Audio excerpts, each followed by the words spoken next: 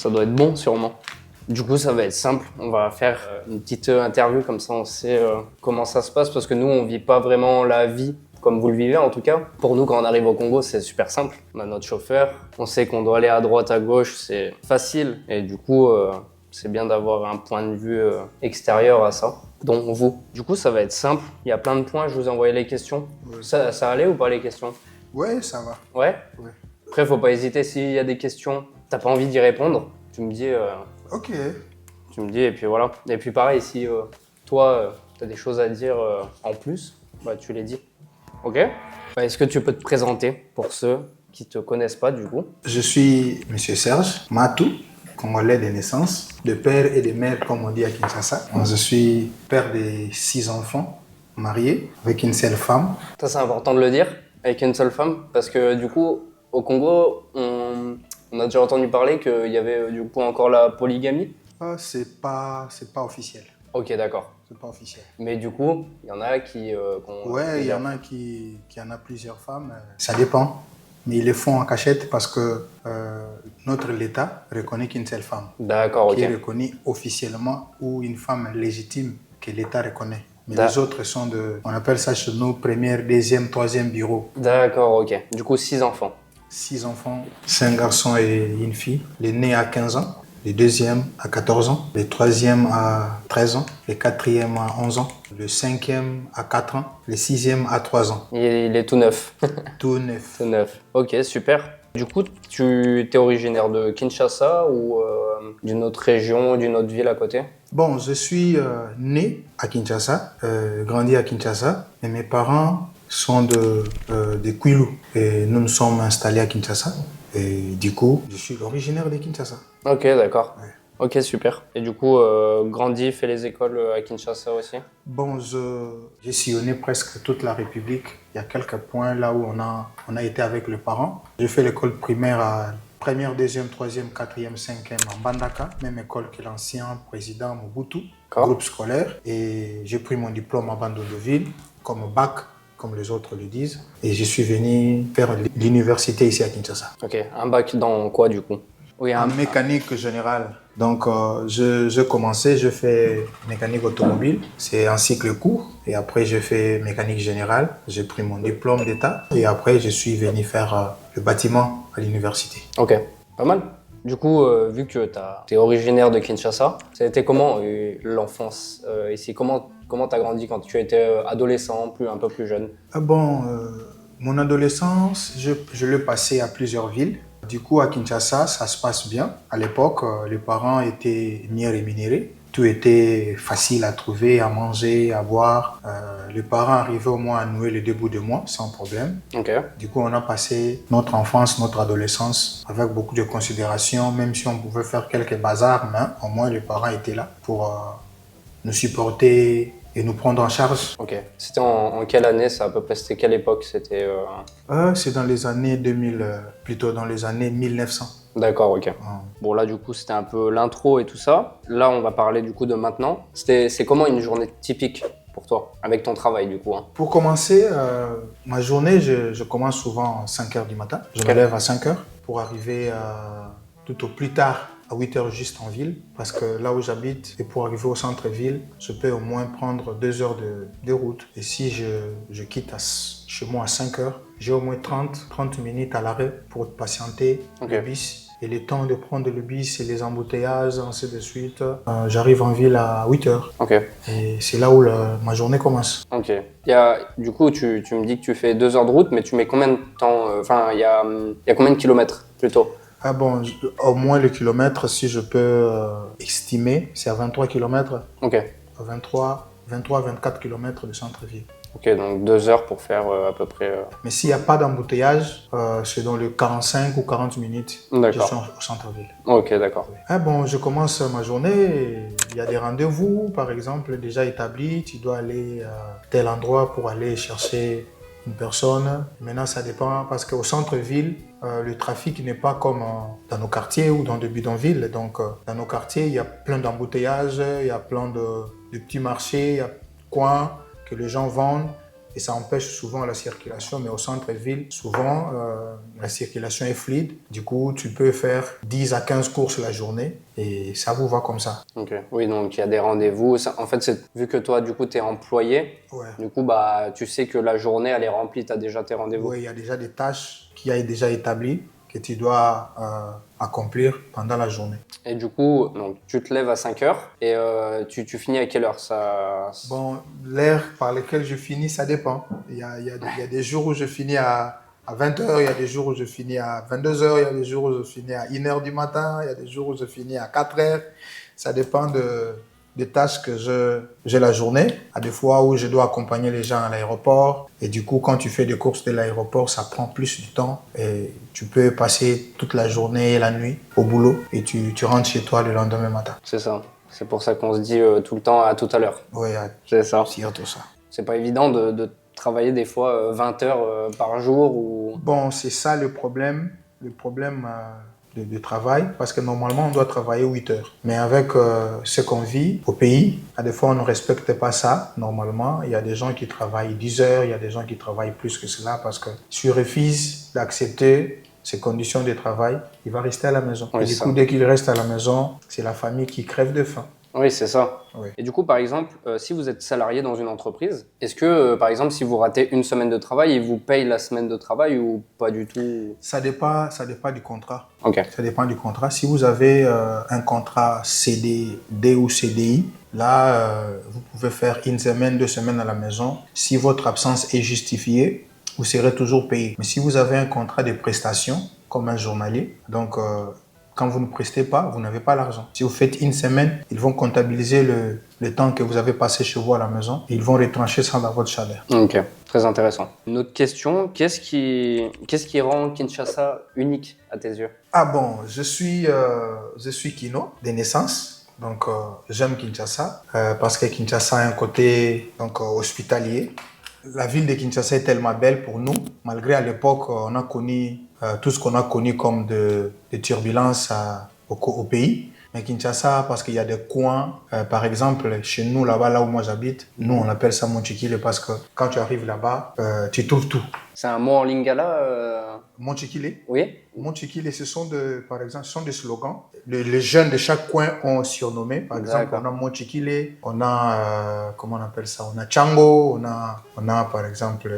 Ici, c'est Bandal. Ici, c'est Paris, Bandal, c'est Paris, ainsi de suite. Donc, Mongafou, là, on dit Monchikile. Donc, moi, je suis de ces côtés-là, donc, dans ce sens-là. Ça rend Kinshasa unique.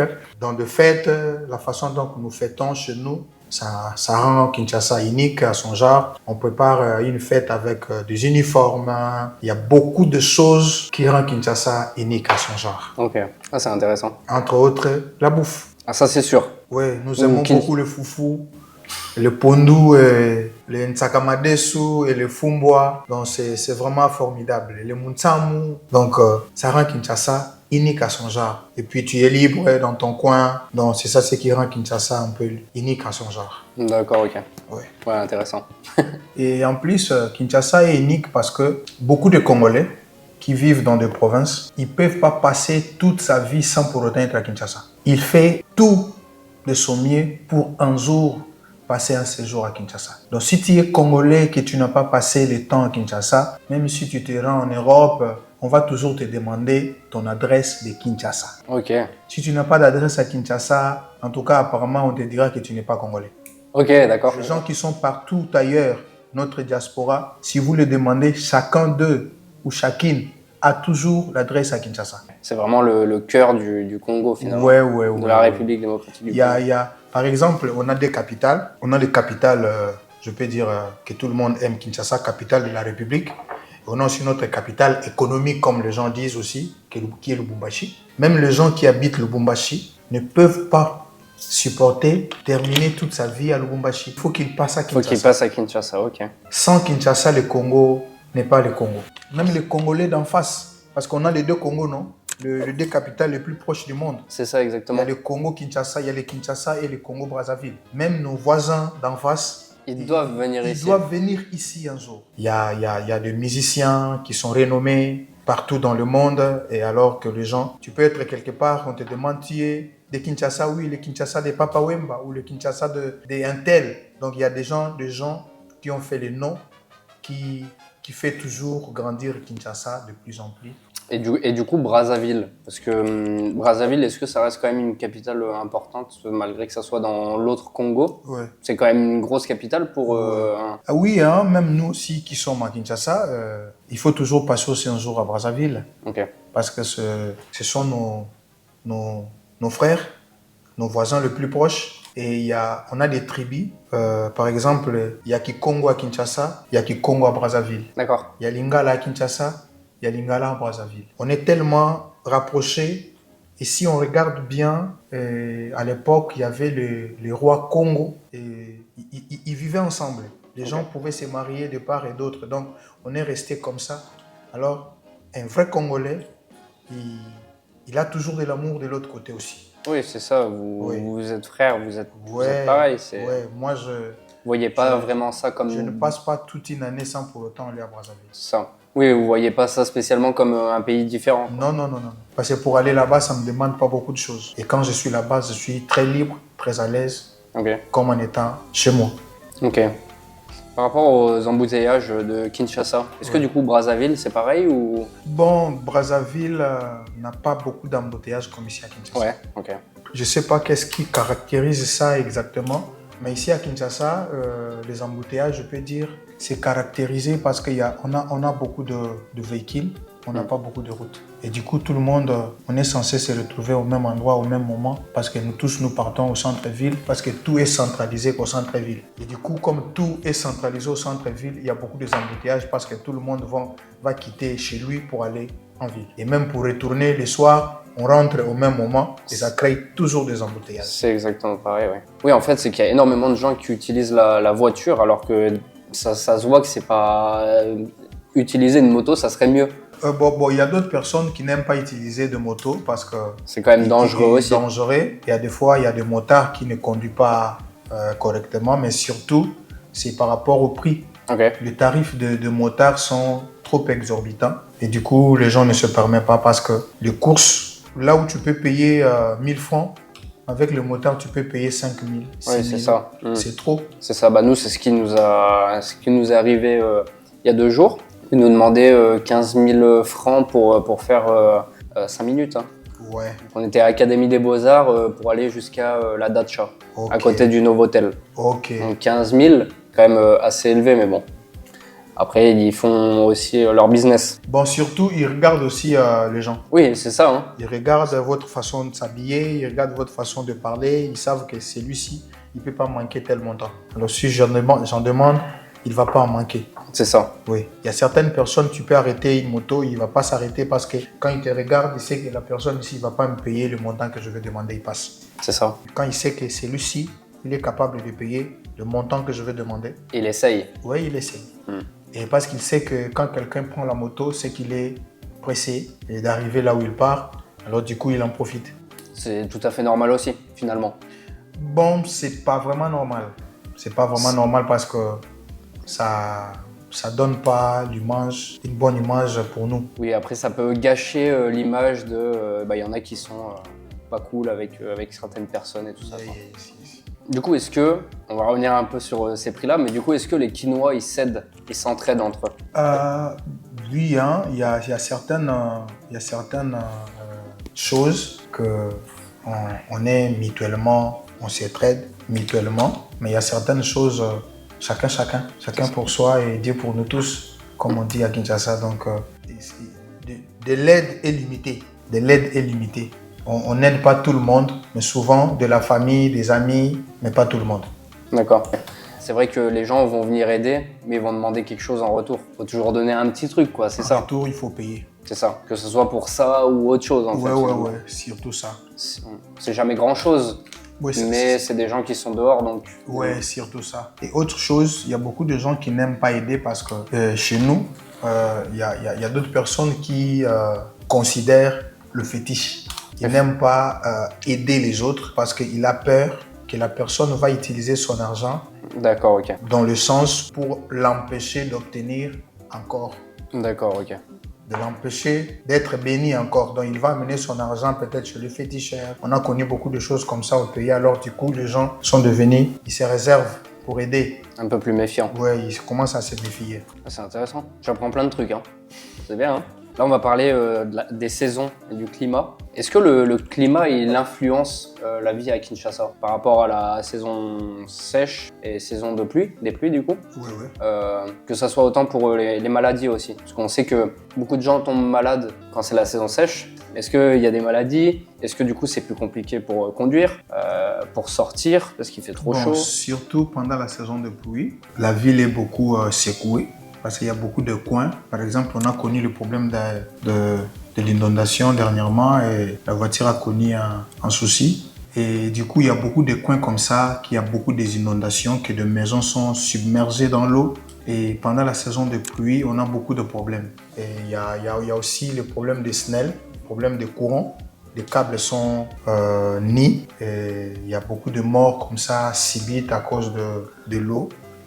Et du coup, pendant la saison de pluie, il y a beaucoup de méfiance de se déplacer, surtout la nuit, si vous n'êtes pas véhiculé et en pied. Et pendant la saison sèche, à des fois aussi les saisons sont influencées par rapport aux nourritures. D'accord. Pendant la saison de pluie, il y a plusieurs nourritures qui sont faciles à trouver. Des légumes sont beaucoup, il y a beaucoup de fruits. Ça pousse Beaucoup plus et la nourriture devient facile. Même les prix vont s'abaisser. D'accord. Parce qu'il y en a beaucoup.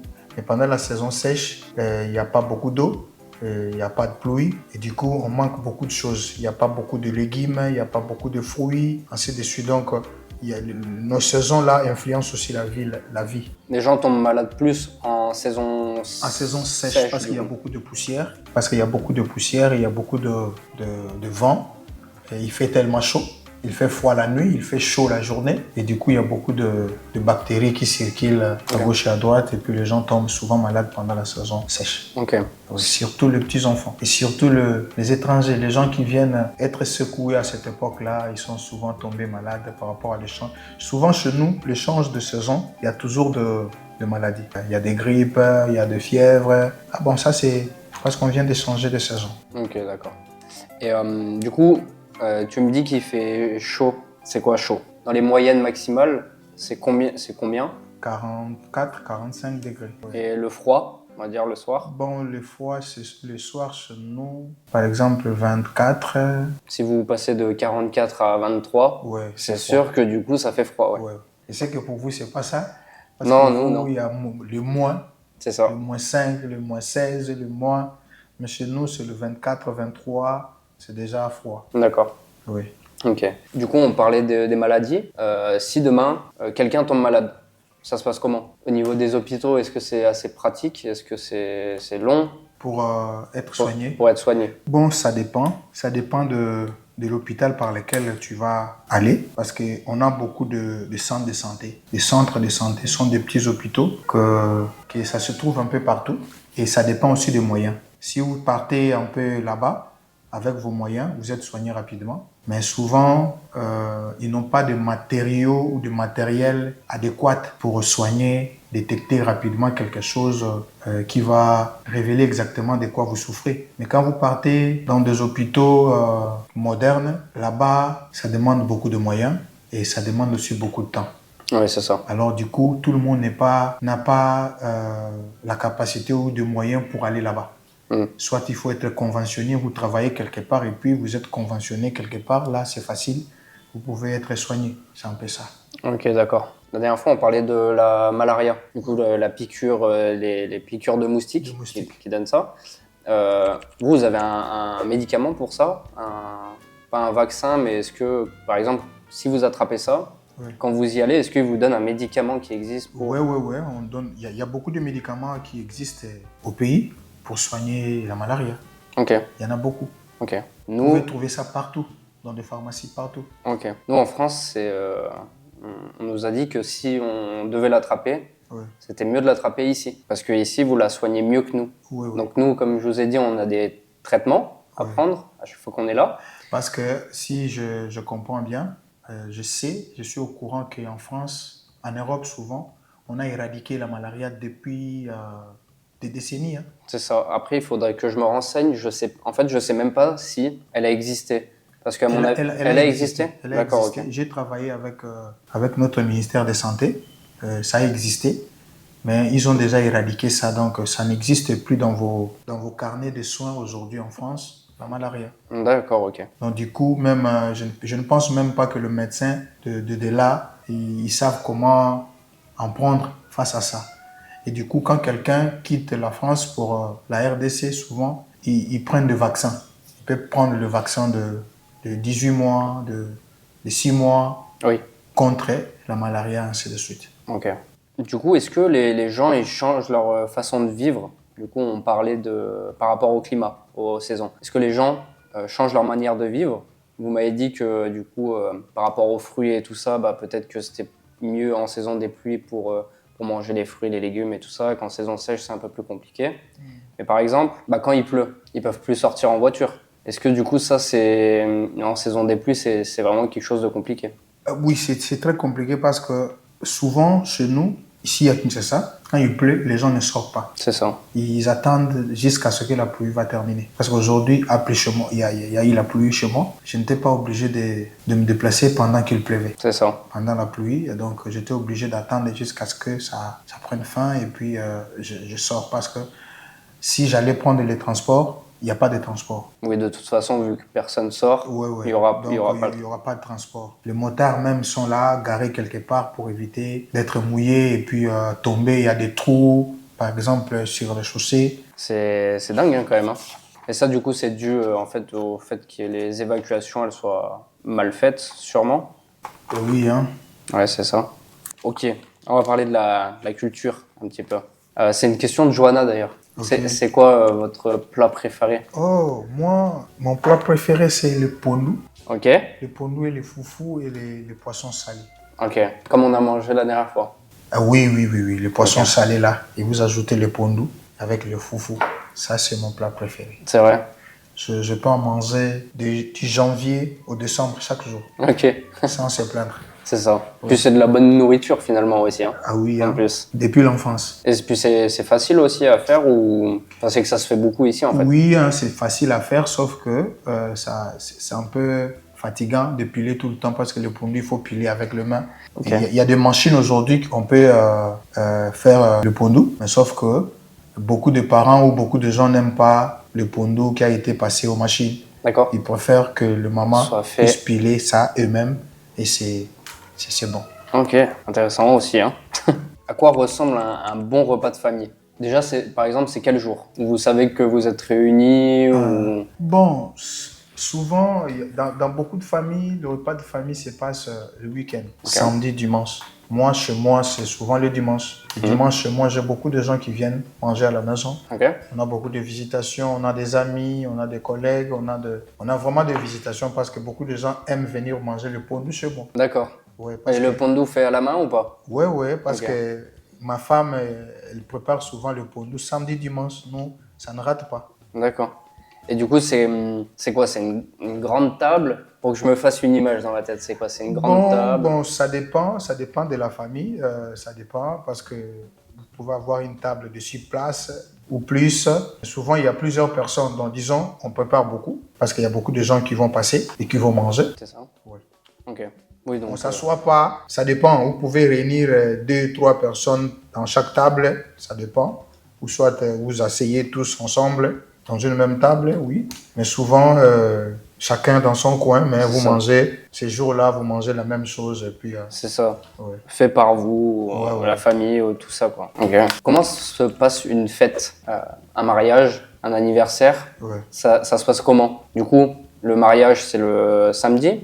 Vous le faites le samedi? Ça dépend du marié. D'accord. Oui. Ça dépend. Si ils s'entendent, se marier le week-end, oui. Il y a d'autres personnes qui se marient aussi au courant de la semaine.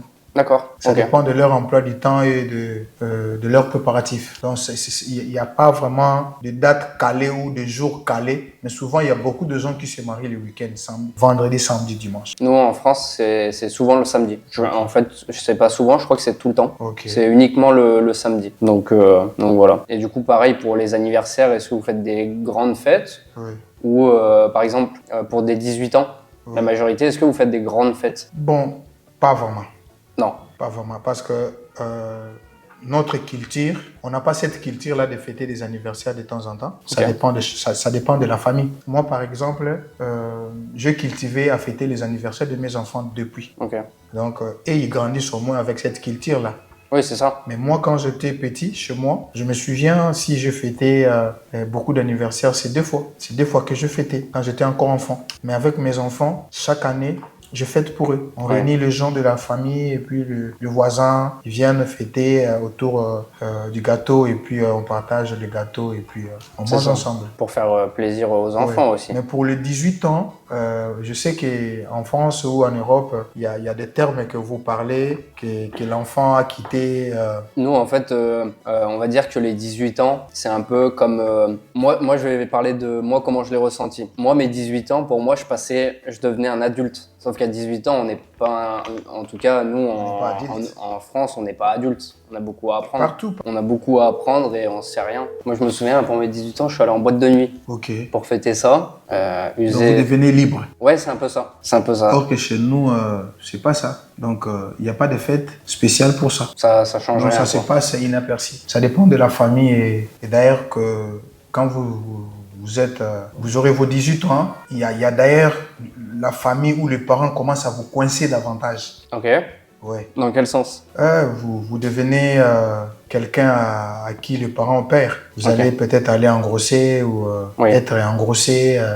Du coup, ils vont augmenter la surveillance et la sécurité pour ne pas tomber dans le même ou dans le panneau que les autres garçons ou les autres filles de ton âge. Oui, ok. Bon, il y a ça aussi. Hein. C'est vraiment, il y a ce côté-là où les parents ils s'inquiètent un peu plus et du coup ils serrent un petit peu plus. Mais c'est plus, notre ressenti à nous. On passe 18 ans, on devient plus libre. On pense que nos parents ils ont plus rien à nous dire, alors que c'est bien au contraire. C'est le contraire. C'est vraiment ça, c'est le contraire. Bon, souvent chez nous, ça fait depuis plusieurs années que souvent ça se passe quand un enfant a pris son bac. Ok. Comme souvent ça se passe dans cet âge-là, il peut au moins fêter ensemble en famille. Dans ce sens-là, il a quitté l'humanité pour aller maintenant aux universités et ainsi de suite. Dans ce sens-là. Mais une fête particulière parce qu'il a atteint ses 18 ans, non. Non, ça n'existe pas. Ça n'existe pas. Ok. Oui, parce que j'ai même vu, il y a un de mes amis qui vit au Canada. Ils ont fêté avant le mariage, je ne sais pas, les fiançailles. Là, pas de fiançailles, mais une fête là de quitter le célibat, quelque chose comme ça.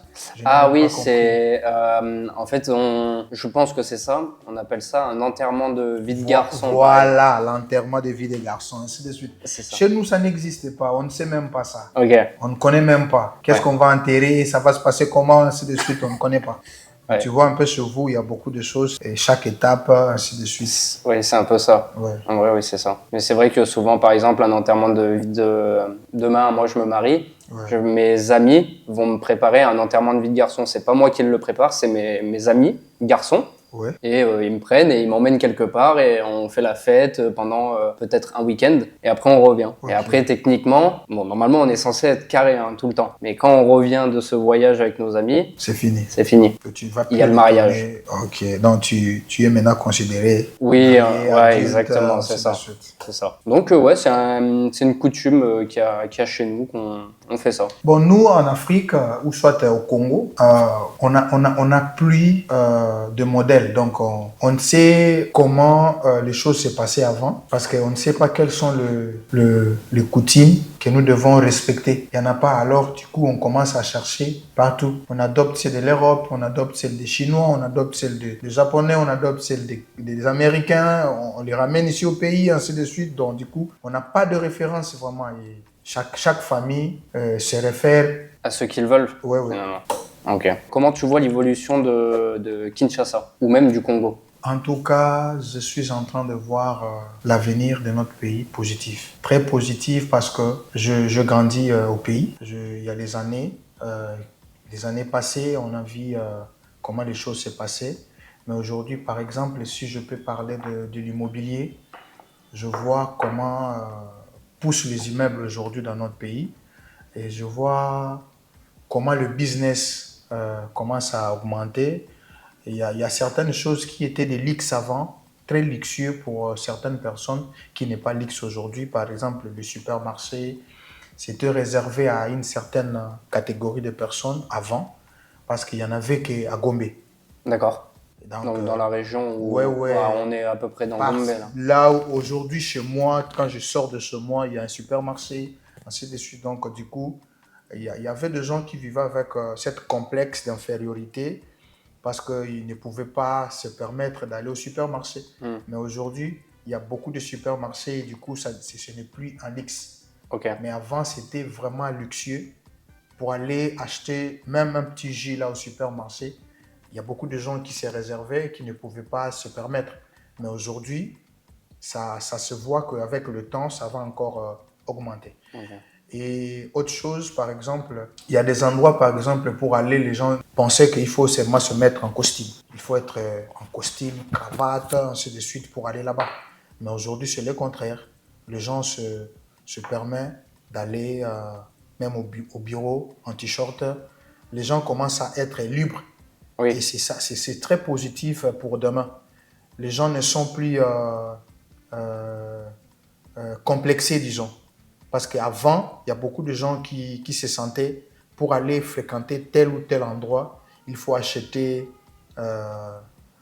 Weston, il faut acheter Calvin Klein, il faut être vraiment dans des marques en haute gamme pour aller là-bas. Aujourd'hui, ce n'est plus le cas. Okay. Donc, c'est positif. Et par exemple, le moyen de transport, c'est ce qui nous cause beaucoup des embouteillages aujourd'hui. C'était aussi en luxe hier, mais aujourd'hui, tout le monde peut se permettre d'avoir un moyen de transport, trouver un véhicule chez lui, et c'est normal aujourd'hui. Mais avant, ça demandait beaucoup d'économies et c'était réservé à une certaine catégorie de familles qui pouvaient avoir 2 ou 3 véhicules, et celles qui pouvaient rouler en véhicule, ainsi de suite. Mais aujourd'hui, c'est presque partout. Okay. Même dans des bidonvilles, dans des coins reculés, vous pouvez trouver des véhicules. Ok. Oui, donc ça a vraiment évolué là-dessus. Ça a vraiment évolué. Okay. Ça a vraiment évolué. Ok. Oui, parce que c'est vrai que, bon, du coup, nous, on ne le sait pas. En Europe, en tout cas chez nous, bon, on a des voitures, on a des routes et tout ça. Enfin, c'est exactement pareil qu'ici, sauf que c'est, on va dire, un peu moins le bazar. Mais du coup, bah, nous, quand on arrive ici, on se dit, bah, on a l'impression que c'est pas développé, alors que finalement, pour vous, bah, ça a quand même bien évolué par rapport à il n'y a pas si longtemps. Ah oui, bon, j'ai fréquenté d'autres pays. J'ai vu comment il y a les choses sont très calées, magnifiques. Ils ont vraiment travaillé. Bon, on voit qu'avec le temps, les choses vont changer. Ça demande seulement la volonté et la persévérance pour qu'on arrive aussi à atteindre un certain niveau de vie. Mais c'est positif. Okay. C'est vraiment positif. Parce que ça fait très longtemps qu'on pouvait voir encore le train rouler ou se déplacer dans notre pays. Et ça fait quelques jours que le train a repris. Il commence à faire Kinshasa-Matadi. Donc, c'est positif. Et les moyens de transport, par exemple, les moyens de transport aérien. Avant, les gens ne se déplaçaient pas si autant qu'aujourd'hui. Mais aujourd'hui, il y a beaucoup de gens qui voyagent pour aller acheter des choses par-ci, par-là. Et ce n'est plus un luxe. Ok. Est-ce que les gens, même s'ils ne gagnent pas beaucoup d'argent encore, est-ce qu'ils ont plus les moyens qu'avant aussi, ou c'est un peu baissé le niveau de qualité de vie finalement? Bon, le niveau de qualité de vie a baissé un peu parce que je crois que l'argent ne circule pas comme avant. Les gens souvent vivent aujourd'hui, on appelle ça taux du jour. Si vous ne sortez pas, vous n'avez pas à manger. Donc du coup, vous devez chaque jour aller travailler pour gagner quelque chose à manger. Donc les choses diminuent, mais dans le sens positif.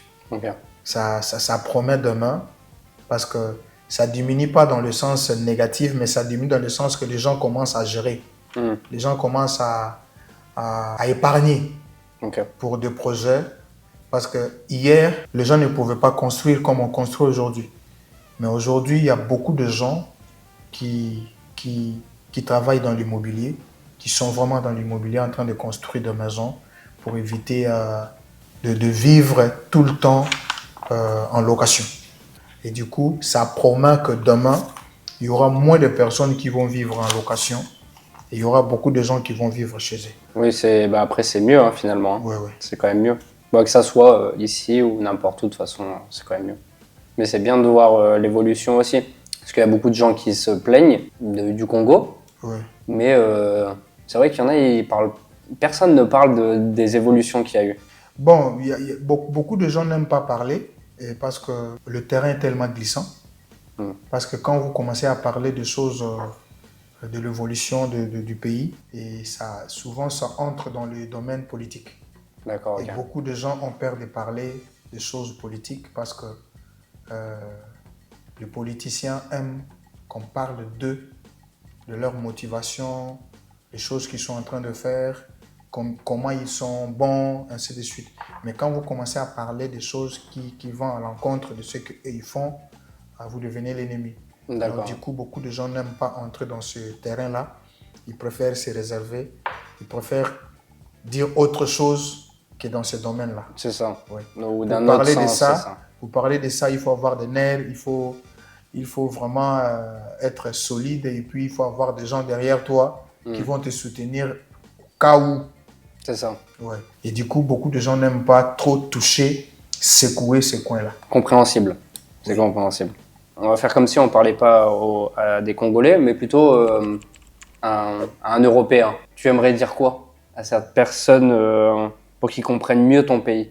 Je dirais le Congo, ou je dirais mon pays, est bien pour tout le monde. Nous sommes hospitaliers.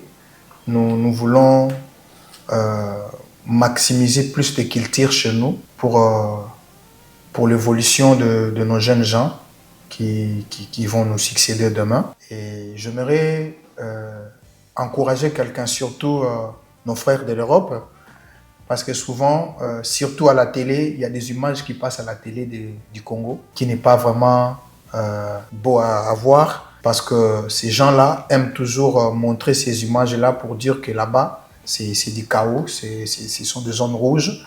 Mais j'aimerais vous dire, nous sommes là, nous vivons, nous sommes en bonne santé, même si on ne peut pas avoir de l'argent comme tout le monde, mais au moins on peut nouer les 2 bouts du mois et on continue à vivre. Et la vie se promet. La vie promet demain que ça va être mieux. Et vous circulez comme...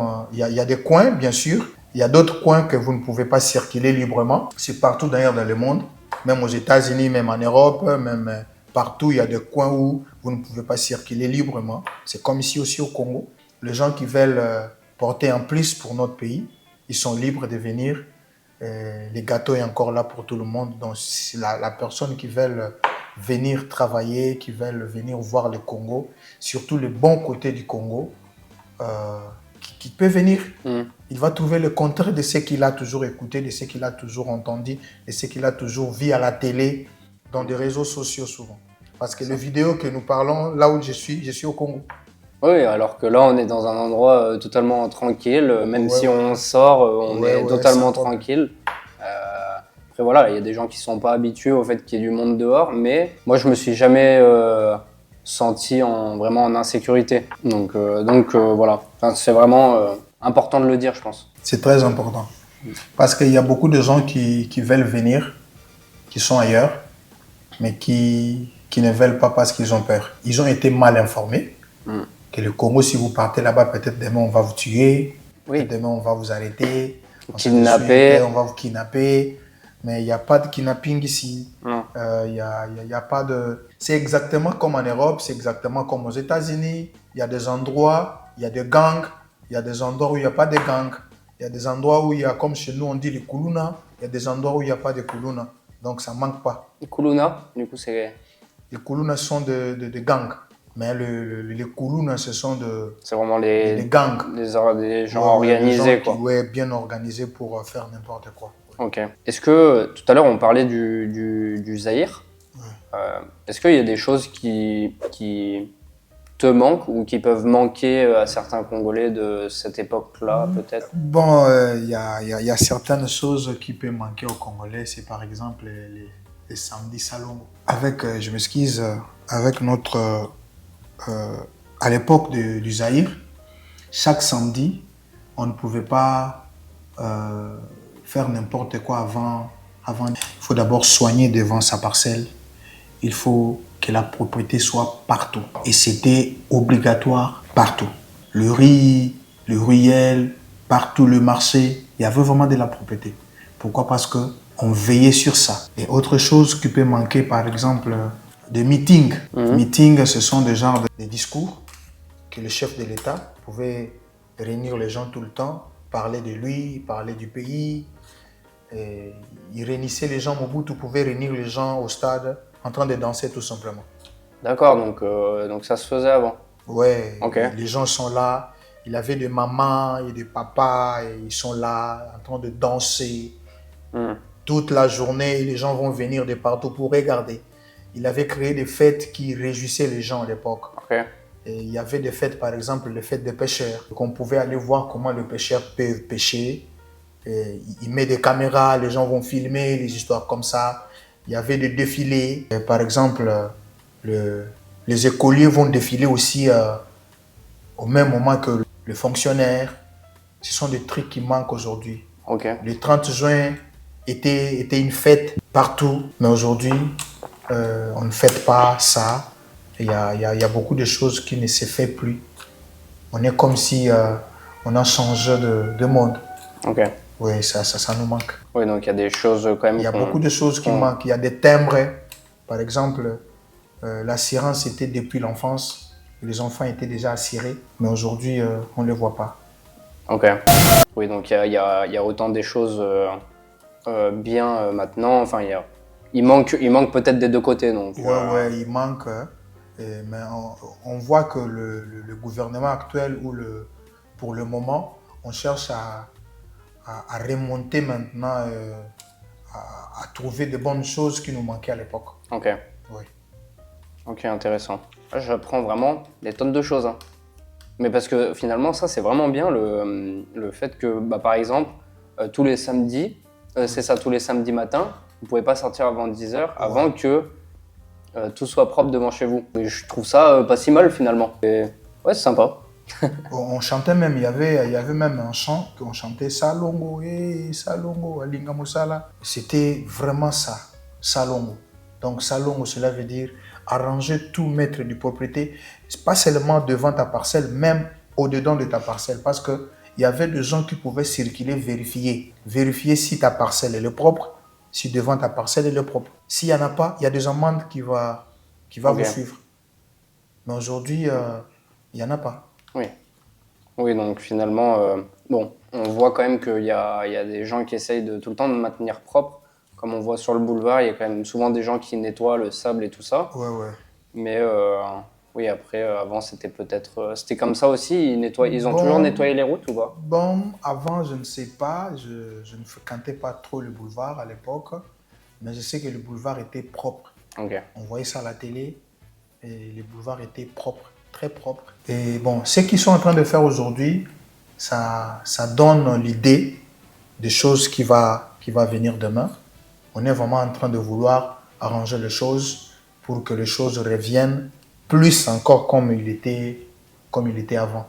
Parce que je me souviens à l'époque, moi j'étais quand même enfant, mais je savais que les gens pouvaient quitter beaucoup de pays pour venir se faire soigner au Congo. Par exemple, les Congo de 1900 étaient plus développés que les Dubaï d'aujourd'hui. D'accord, ok. Mais aujourd'hui, Dubaï est développé, je ne sais pas combien de fois plus que le Congo aujourd'hui. Ils n'ont pas arrêté en fait, c'est qu'ils ont toujours innové. Le Congo de 1900, il y a beaucoup de Sud-Africains qui pouvaient venir se faire soigner ici au Congo. D'accord. Il y a beaucoup de gens qui pouvaient quitter leur pays pour venir se faire soigner, étudier ici. Mais aujourd'hui, c'est le contraire. C'est nous qui partons se faire soigner ailleurs. C'est ça. C'est nous qui partons étudier ailleurs. C'est nous qui partons chercher de l'aide ailleurs. Donc, on a arrêté de progresser. Je vois qu'aujourd'hui, on commence un peu à remonter petit à petit. Peut-être ça va aller de l'avant dans les jours à venir. Bon, c'est bien. Et est-ce que tu aurais un mot à un jeune Congolais là, qui regarde la vidéo? Tu as un conseil à lui donner ou pas Bon, ce que je peux donner comme conseil, je me donne ça à moi-même d'ailleurs. Nous devons soutenir les initiatives qui se donnent aujourd'hui, qui se disent aujourd'hui. Nous devons, je m'excuse, nous devons soutenir vraiment les idées qui promettent de changer notre avenir demain. Parce que le jeune, c'est l'avenir de demain de notre pays. Et si les jeunes s'unissent ensemble pour l'évolution, parce que je vis comment les choses sont en train d'évoluer. Il y a d'autres bidonvilles que les choses ne pouvaient pas se passer ainsi, mais les choses commencent à s'améliorer aujourd'hui. J'aimerais dire à un jeune qui me suit aujourd'hui, qui me regarde là où tu es, il ne faut pas baisser les bras, il faut travailler. Vous savez, aujourd'hui, dans notre pays, souvent, il y a beaucoup de gens qui prient. La prière, c'est notre identité aujourd'hui. Bien sûr. Beaucoup de gens prient. Mais j'aimerais dire à quelqu'un, la prière ne produit pas de effets positifs sans le travail. Pour que la prière soit efficace, il faut l'associer avec le travail. C'est ça. Faut la créer un petit peu. Faut travailler. Il faut travailler en priant. Il faut travailler en priant. Parce que Dieu lui-même n'a pas voulu que les gens qui prient soient des fainéants. Il veut que les gens qui prient soient des travailleurs. Donc, j'aimerais dire à un jeune, le problème, c'est que on a grandi dans des environnements où on nous a montré seulement aller chercher du travail. On ne nous a pas montré de cultiver ou de créer nos propres emplois. Mais ce que j'aimerais dire à un jeune aujourd'hui, à quelqu'un qui nous regarde aujourd'hui, apprenons à créer des emplois. Il faut commencer à créer des emplois et c'est ce qui va faciliter l'évolution et la technologie et beaucoup de bonnes choses dans notre pays. Ok. Donc vraiment créer peut-être un business ou voilà, vraiment entreprendre quelque chose. J'ai l'impression que y a beaucoup de gens, moi il y a beaucoup de gens qui me contactent sur les réseaux qui essayent vraiment d'entreprendre quelque chose. Alors peut-être que c'est plus facile ou non, tout dépend des moyens. Le problème souvent d'entreprendre dans notre pays, c'est les moyens. Oui. Parce que tout le monde pense que le moyen, c'est ce qui est évident. Il faut en avoir pour commencer. Et à des fois, ils minimisent le maigre ou le faible commencement. Il peut avoir quelque chose, mais lui, il pense avoir plus que ce qu'il a pour commencer. Et c'est ça le problème. Il faut commencer avec ce que tu as. Et dès que tu commences avec ce que tu as, et tu vas vraiment l'encadrer et gérer ça avec amour pour que demain ça développe et après-demain. C'est ça un peu. Mais quand Et puis, on n'a pas de banque ou on n'a pas de microcrédit qui nous facilite en fait, facilite beaucoup de jeunes dans ce coin-là. Ça n'existe pas. Vous ne pouvez pas faire de crédit. Il y en a certains microcrédits, mais il y a des conditions par lesquelles il faut avoir des crédits. Ça ne permet pas à tout le monde. Parce qu'il faut d'abord avoir de l'argent pour aller là-bas. Mais si on donnait des crédits sans pour autant avoir des comptes ou sans pour autant avoir quelque chose, il y a beaucoup de jeunes qui ont des potentiels, qui ont des idées, qui ont des choses à entreprendre, mais sauf que les moyens lui manquent. C'est ça. Et il n'y a pas de gens qui les motivent souvent dans ce sens-là. C'est ça. Et quand vous avez des choses, on va vous chercher et on va vous amener quelque part là où vous serez utilisé. Et du coup, après un moment, tu vas te fatiguer. Bah, c'est ça, oui. Ouais. C'est ça. Oui, il y a plein de gens qui vont qui ont plein de potentiel, qui vont aller travailler, ils vont aller se fatiguer au travail. Finalement, ils ont moins espoir et moins envie, en fait, tout simplement. C'est pour cela que tu vois qu'il y a beaucoup de jeunes, leurs yeux sont tournés vers l'Europe. C'est ça. Pour aller monter des échafaudages là-bas et chercher à manger là-bas et retourner de l'argent ou envoyer de l'argent au pays. Alors qu'ici aussi, ils peuvent faire de l'argent. Ils peuvent aussi faire de l'argent ici et puis aller en Europe comme tout le monde. Et c'est quoi les métiers qui rapportent ici au Congo? Le métier qui rapporte plus de l'argent au Congo? Ouais. Par exemple, nous, en France, on sait qu'un plombier, par exemple, il va bien gagner sa vie. Par exemple. Est-ce que vous, il y a un métier, pas spécial, un métier de tous les jours, hein, qui gagne vraiment bien? Bon, si je peux dire, c'est être chauffeur, souvent. Oui. Parce qu'il y a beaucoup de gens qui gagnent au moins quelque chose en étant chauffeur. Ou avoir un petit cabine, vendre des crédits, c'est un peu ça. Mais plus le chauffeur, parce que même si vous n'êtes pas engagé quelque part, vous pouvez trouver la voiture de la famille. Il y a toujours un moyen de commencer du coup. Oui. Et ça va vous rapporter des moyens de vivre facilement. Et bon, par exemple, vous dites en France, il y a des plombiers qui gagnent beaucoup d'argent. Nous aussi, oui, il y a des plombiers qui peuvent gagner beaucoup d'argent chez nous. Mais sauf que les choses ne sont pas structurées comme chez vous. Ici, tout le monde peut devenir plombier. Oui. Et même s'il n'a pas d'expérience, il suffit que son frère soit plombier, il appelle et puis il commence à l'aider et puis demain il devient plombier. Par exemple, dans l'immobilier, moi je fais les bâtiments, je comprends, on a beaucoup de difficultés aujourd'hui parce que dans le domaine, il y a beaucoup de infiltrés. Dans quel sens? Aujourd'hui, il y a des maçons qui sont devenus des ingénieurs. Il y a des architectes qui sont devenus des ingénieurs. Et du coup, des ingénieurs eux-mêmes, ils ne savent pas où se retrouver. Pourquoi? Parce qu'un architecte ne peut pas construire. C'est ça. Un maçon ne peut jamais construire sans pour autant être géré par un ingénieur. Mais c'est le contraire qui se passe aujourd'hui. Okay. Un maçon peut gagner le marché, il commence les travaux seul, sans avoir un architecte, sans avoir un ingénieur à côté de lui. Il se fait ingénieur, il se fait architecte. C'est ça, il fait donc, il n'y a pas de sérieux, il n'y a pas de contrôle, il n'y a pas de structure qui marche, qui peut faire quoi, qui peut toucher quoi, ainsi de suite, il n'y en a pas. Alors, tout le monde se permet de devenir ce qu'il veut. C'est ça. Ouais, je vois aussi beaucoup qu'il y en a qui essayent de faire des choses qui n'ont pas d'expérience. Ouais. Après, souvent, j'ai l'impression que ça dure peut-être pas très longtemps, du coup. Maintenant, la réputation qui sera abîmée, c'est pour les gens qui sont vraiment accros à ça et qui ont de l'expérience. Il peut passer demain, on va dire non, vous avez l'habitude d'abîmer les choses. Pourquoi? Parce qu'il y avait quelqu'un qui a essayé de bricoler, ainsi de suite.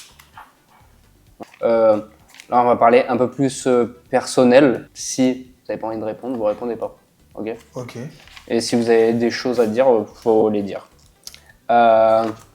Qu'est-ce qui te motive vraiment à te lever tous les matins, à aller au travail tous les matins? Ce qui me motive à me lever tout le matin, c'est la famille. J'ai une famille qui attend de moi beaucoup de choses. J'ai des engagements que j'ai pris face à moi-même et je dois l'honorer. Et c'est ce qui me motive chaque jour de me lever, c'est pour aller travailler pour eux et pour préparer l'avenir pour eux aussi. C'est ce qui me motive plus. Et la deuxième des choses, ou qui peut être aussi en première position, ce qui me motive à me lever chaque matin, c'est parce que Dieu me donne l'opportunité de me lever chaque matin. Et j'ai l'obligation de lui remercier et de dire merci parce que ce n'est pas donné à tout le monde de me lever, de se lever chaque matin et de rentrer chaque soir. C'est pas facile. Donc c'est ça ma motivation. Il y a Dieu qui me motive. Et il y a aussi ma famille, ma petite famille, ma femme et mes enfants qui me motivent, qui me permettent de se lever chaque matin, même si je suis fatigué.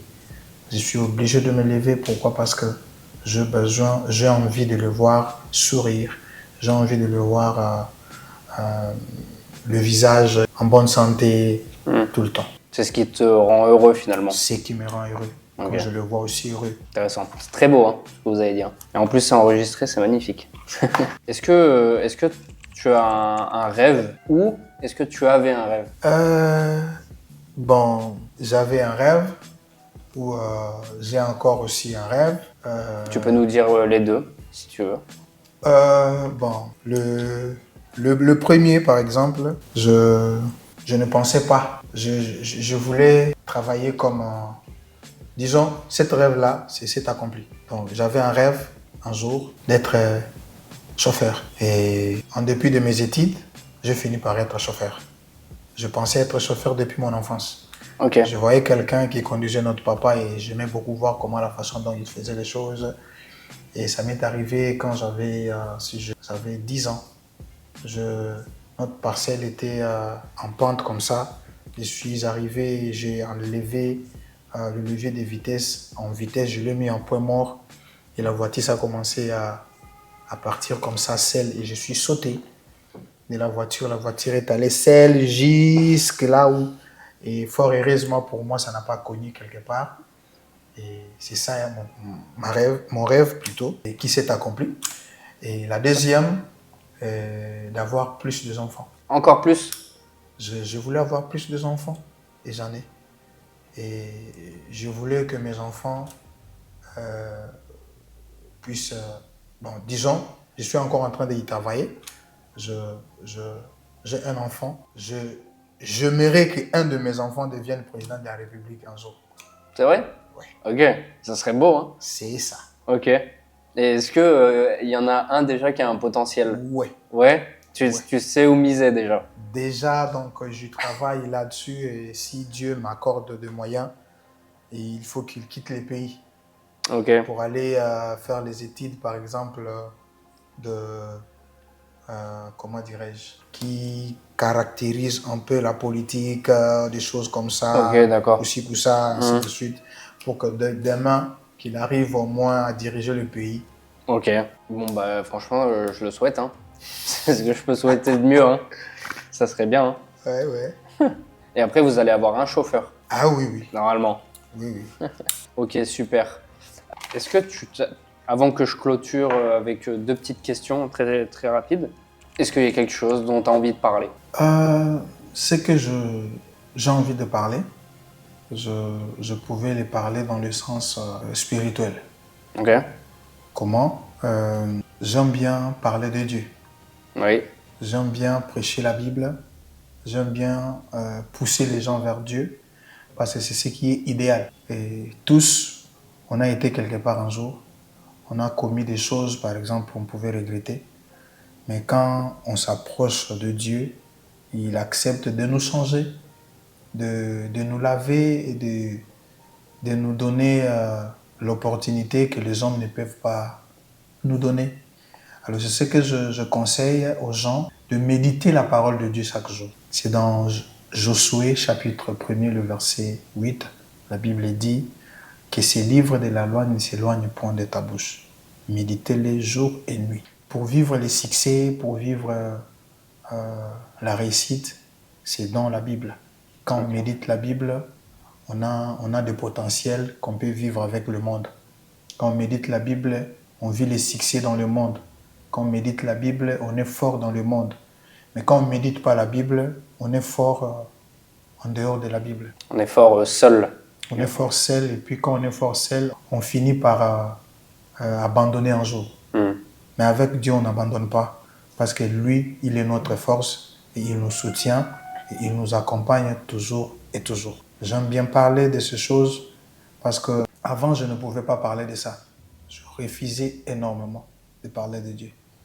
Pourquoi? Je pensais que je n'avais pas de potentiel, je pensais que je ne pouvais pas parler de ça et j'avais honte par rapport à mon ancienne vie.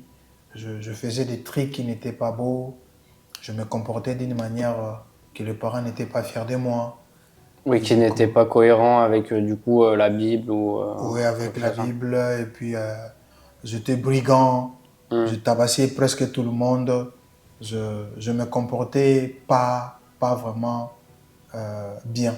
Okay. Et je me limitais de moi-même que je ne pouvais pas. Mais quand Dieu a décidé de faire des choses avec moi, et il m'a changé, et il m'a donné des potentiels que je n'avais pas avant. Et je l'assume aujourd'hui. Partout où on peut m'inviter pour parler de lui, je n'hésite pas. Okay. Je n'ai pas du tout la honte de parler de Dieu.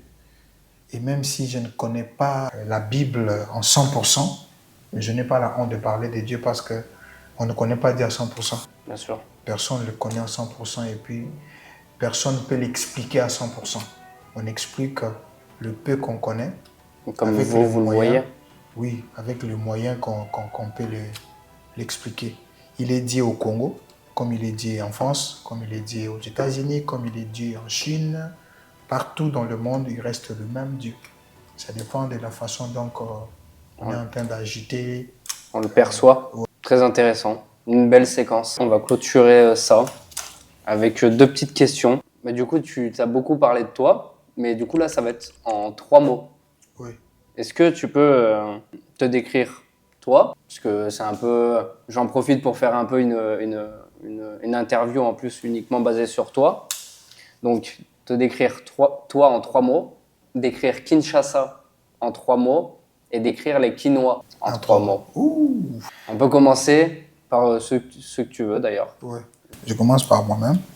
En 3 mots, je dirais, je suis sérieux dans tout ce que je fais pour éviter des problèmes avec les gens. Ok. Je respecte tout le monde. Je n'ai pas besoin de ton âge ou de ta nationalité ou de ton tribu. Je respecte tout le monde. Et pour décrire les Quinois en 3 mots, je dirais les Quinois sont bons pour les gens qui sont bons envers eux. Les Quinois sont actifs quand ils voient l'avenir clair. Et les Quinois sont forts pour chercher l'argent. Ok, ouais. Débrouillard. Oui. Et la troisième, c'était Pour Kinshasa. pour Kinshasa en 3 mots. Kinshasa reste notre belle ville, Kin Label. Kin-Label. Nous l'aimons beaucoup. Kinshasa reste l'avenir de notre pays dans tout. Et Kinshasa promet l'avenir de l'Afrique centrale et l'Afrique tout entière. Ok. Oui, donc tu penses aussi que ça peut être vraiment un noyau pour un tremplin pour l'Afrique entière. Ok, c'est beau. La caméra a coupé, je n'ai plus de batterie, on va finir avec celle-là. Est-ce que tu as un dernier mot à rajouter? Si je peux ajouter quelque chose, je dirais à quelqu'un que je l'aime beaucoup. Ok. C'est ma femme. C'est une personne exceptionnelle pour moi. Elle me soutient dans tout. Je l'aime énormément et j'aime beaucoup ma famille. J'aime mes frères, j'aime mes sœurs, j'aime mes enfants. Et en gros, j'aime mon pays.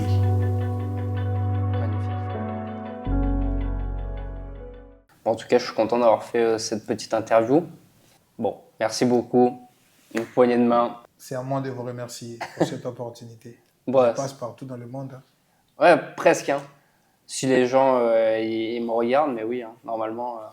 C'est vrai qu'à Kinshasa, ça marche plutôt bien. Les gens sont intéressés par rapport à ce que je fais. En France, un peu moins. C'est quelque chose que je commence. Moi, mon rêve à moi, c'est de devenir youtubeur. De faire des vidéos sur YouTube et en fait vraiment de créer ce contenu-là. Du coup, je me débrouille avec ce que j'ai. J'ai déjà pas mal de matos pour pouvoir créer. Parce que vous êtes super intéressant et j'ai vu ce que vous faisiez un peu sur votre TikTok. Vous avez mis quelques vidéos. C'est ultra intéressant. Je pense que si vous continuez, faut le faire. Ça peut que marcher en fait. Okay. Moi, en tout cas, c'est ce que je crois pour moi. Parce que je fais tout le temps. Je suis tout le temps déçu quand je fais une vidéo. Parce que pour moi, je donne toute ma personne. J'ai jamais de retour. Ou en tout cas, très peu. Je continue par moi-même. Et grâce à Johanna et quelques amis, ils me poussent un petit peu. Mais le cercle est assez restreint. J'en profite d'entrer aussi dans ces cercles. J'ai commencé aussi à vous pousser pour aller plus loin. Merci beaucoup, ça fait plaisir. Bon, merci à tous d'avoir regardé cette vidéo. J'espère que ça vous aura plu. N'hésitez pas à vous abonner, à commenter surtout, à nous dire ce que vous en avez pensé. Et puis Serge, de toute façon, verra tous vos retours par commentaire et tout ça, puisqu'il verra la vidéo. Voilà. Merci beaucoup si vous êtes encore là. Pensez à vous abonner et on se voit très vite. Voilà. Je suis très content d'avoir fait cette vidéo.